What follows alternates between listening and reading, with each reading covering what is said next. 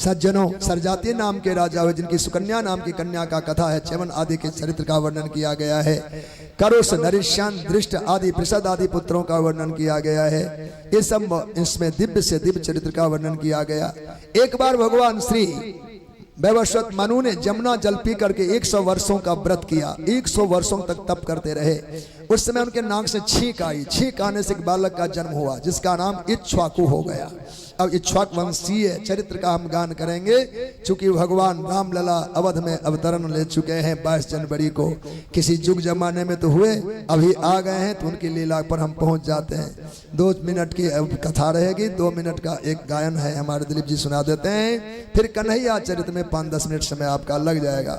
इक्ष्वाकु नाम के बाल राजा हुए, इक्ष्वाकु के बिकुक्षी नाम के बालक हुए और इनका विस्तार भी है। बिकुक्षु के पुरंजय नाम के बालक, पुरंजय के अनेना नाम के बालक हुए, अनेना के पृथु, पृथु के विश्वरंध्री, विश्वरंध्री के चंद्र, चंद्र के जुबनाश नाम के बालक हुए। ये सूर्यवंशी राजाओं का चरित्र हम सब सुन रहे हैं। उन्हीं की परंपरा में सावस्त नाम का बालक हुआ, उनके बृहदस्व नाम के, उनके कुवल्याश नाम के बेटे हुए, इनकी शाखाएं भी फूटी।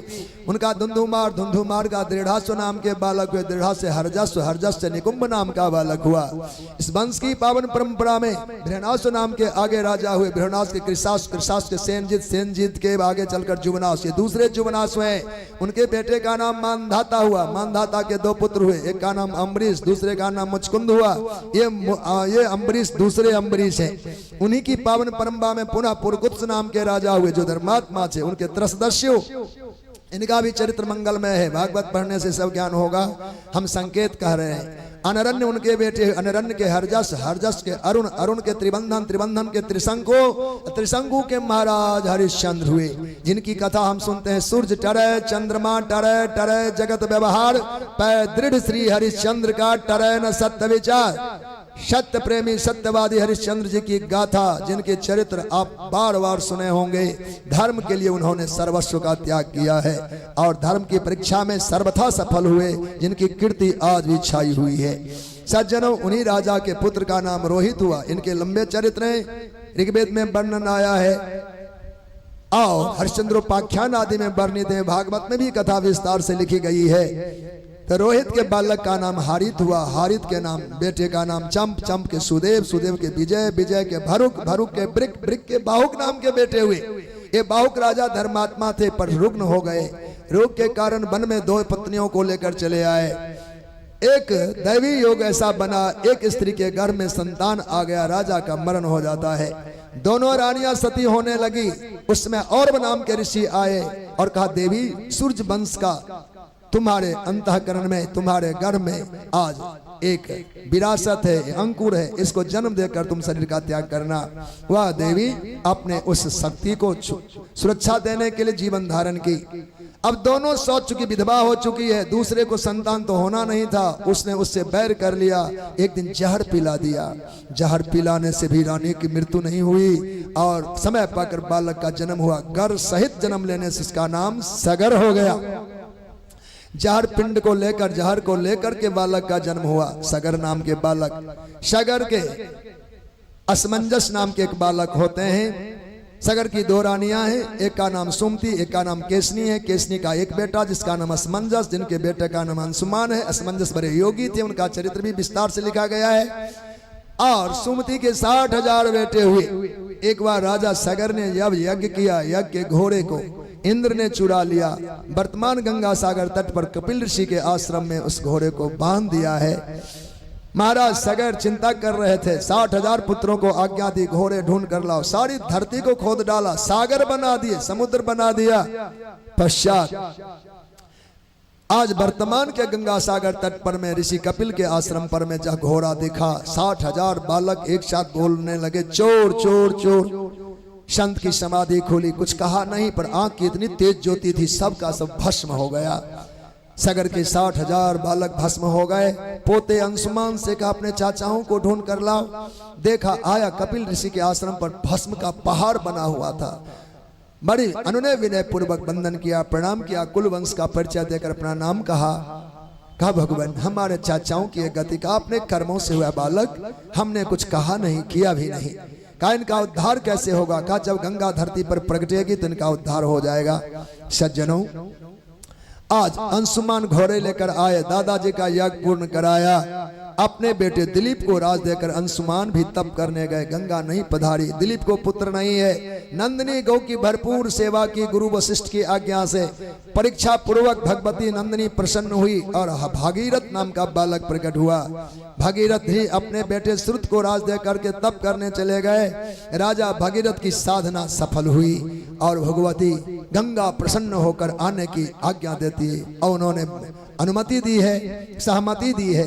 ब्रह्म कमंडल से भगवती भागीरथी चलकर आना चाहती हैं। चिंता हुई, धरती पर मैं जाऊंगी भी तेज धारा के कारण मैं समा जाऊंगी, मुझे कौन धारण करेगा? पहली बात तो ये। दूसरा, धरती पर रही तो लोग पाप धोएंगे, भला मेरा क्या होगा? मैं इन पापों को कहाँ रखूंगी? लोग तो पाप धो लेंगे। राजा भगीरथ ने कहा, माँ चिंता मत कर, तुम्हें भी पाप का डर लगता है। एक भी महात्मा जो निरपेक्ष, निर्वैर, दक्ष और मौन होंगे, ऐसे सुहृद साधु संत होंगे।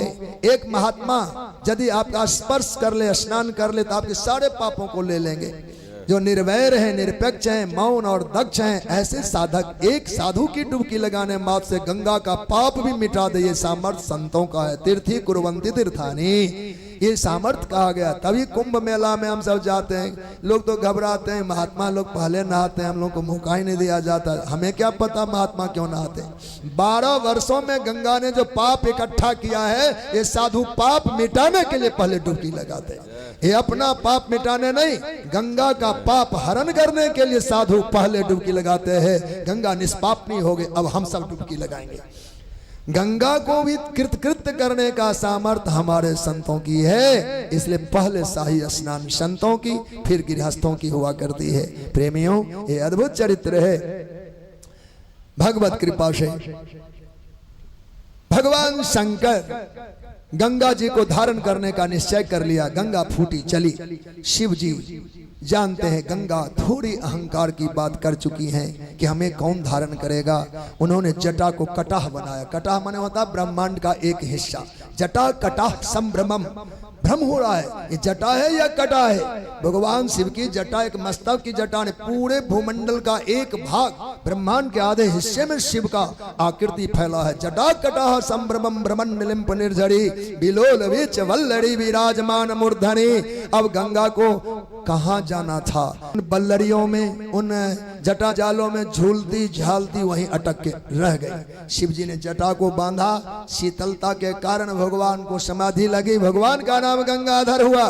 गंगाधर भगवान की जय। भगीरथ ने बहुत विलंब देखकर बाबा बाबा उपासना की, जगे। कहा बाबा आप तो समाधि लगा लिए, हमारा क्या होगा? पूर्वजों की जटा ने खोली, 3 बिंदु प्रकट किए। 3 बिंदु से ही 3 धाराएं बनी। एक आकाश की मंदाकिनी गंगा, एक पाताल की भोगवती गंगा, एक पृथ्वी पर भागीरथी गंगा के रूप में गंगा त्रिपथ गामिनी। भागीरथी गंगा भागीरथ के शंखनाद के पीछे पीछे पीछे आ रही है। पर्वत खंड को पार करके ऋषिकेश के पास आए। हरिद्वार आने से पूर्व हरिद्वार क्षेत्र में सप्त तीर्थ है आज, जो सप्तस्रोत कहलाता। वहां से चलते आए और भगवत कृपा से प्रयागराज के तीर्थों में आए। आगे वैद्यनाथ धाम का जो अभी सुल्तानगंज कहलाता, जन्नू ऋषि का आश्रम, वहां महात्मा संध्या सत्कर्म करने का चटाई बिछा रखे थे। गंगा बहा लिया। गंगा चटाई बहा के ले जा, इसका दुस्साहस महात्मा जी ने अंजलि ली, आचमन गंगा को कर लिया, पी ही गए। भगीरथ कोसों दूर चले गए, रथ लेकर लौटे तो गंगा का ट्रेस ही नहीं, सूखी हुई गंगा। देखा महात्मा की कुटिया, इससे आगे धरती भीगी हुई है। कहा बाबा गंगा जी आ रही थी, गई कहाँ? कहा बेटा पी लिया। आपने गंगा को पी लिया। मेरे पूर्वजों का उद्धार होना था बाबा। का भला जो भी हो, पर अब मैं क्या करूं? मेरी आसन चटाई कमंडल सबको बहाए जा रही थी, मैंने पी लिया। ये सामर्थ्य होता है संतों का। कहा बाबा कुछ तो दया करो, मेरे पूर्वज का उद्धार हो। बेटा उल्टी करो तो दूषित हो जाए, लघुशंका करूं तो दूषित हो जाए, कोई अब रास्ता सूझता नहीं। अंतिम विचारा, नाखून से जंघा को चीर दिया और जंघा से जाह्नवी गंगा को प्रकट किया। बोलो भक्त वत्सल भगवान की जय। जाह्नवी सप्तमी मनाते हैं, गंगा दशहरा मनाते हैं। पहुंचने वाला तिथि 10वीं का है और पीने वाला तिथि 7वीं का है।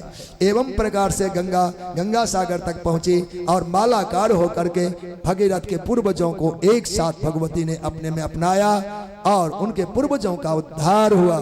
श्री गंगा महारानी की जय। प्रेमियों, गंगा स्नान बने तो करना चाहिए। कलयुग में सबसे पहले धरती गंगा ही छोड़ने वाली है, बाकी तीर्थ आदि तो समय से ग्राम देवतावाद में।